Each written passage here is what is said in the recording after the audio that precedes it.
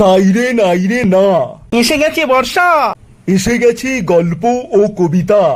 মহাজাতি সদনে সময়মায় থাকছে অন্বেষা। শুনেনি কি বলছে? অন্বেষার লেখক লেখিকারা শব্দের চাতুর্য যদি আমাদের জীবন পথের কোনো মোড়ে এনে দাঁড় করায়, অথবা ঘূর্ণিঝড়ের মুখে ফেলে দেয়, আমাদের জীবনের সমাজের গতিপথ পাল্টে দেয়, তবে শব্দের চাতুর্যকে আমরা বাহবা দেবই।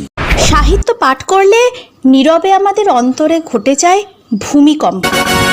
যতবার ধ্বংসের মুখোমুখি দাঁড়াই আমরা, ততবার নতুন করে নিজেদের গড়ে নেবার সুযোগ পাই।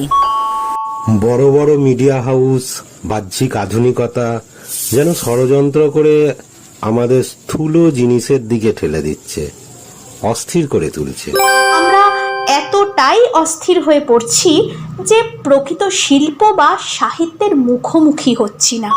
প্রকৃত শিল্পের সামনে দাঁড়াতে ভয় পাচ্ছি।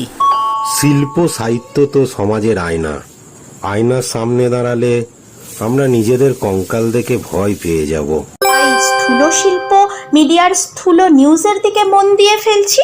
স্থূলতা থেকে পরিপূর্ণতার দিকে নিয়ে আসবার জন্য অন্বেষা প্রকাশন ক্রমাগত চেষ্টা করে চলেছে।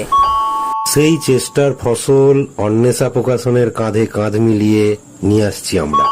হাজির হচ্ছি মহাজাতি সদনে। জুলাই 2025 মহাজাতি সদনে আপনাদের সবার আমন্ত্রণ রইল।